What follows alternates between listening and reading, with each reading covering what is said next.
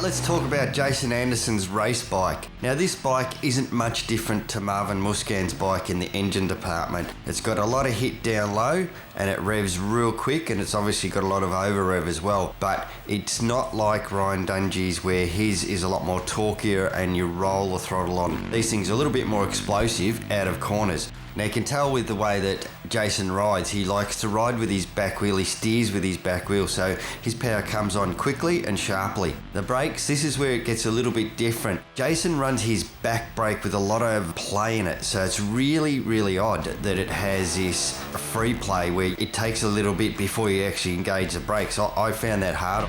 In the suspension department, just like all the other guys, quite stiff, as you would expect with them, but works very well. Bike always tends to go in a straight line. It tracks straight, it doesn't move, it doesn't deviate, it just goes straight.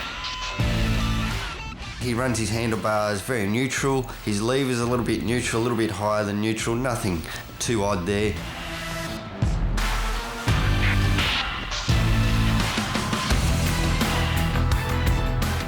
These bikes are very similar to stock with a little bit more bottom end. They don't need that much more power than anyone else. It's more personalised for them, just more about how they run their brakes. And so that's something that I was very surprised with these factory bikes.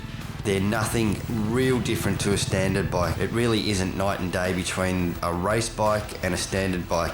It just is personalised for these guys, and that's what we just got to get our heads around.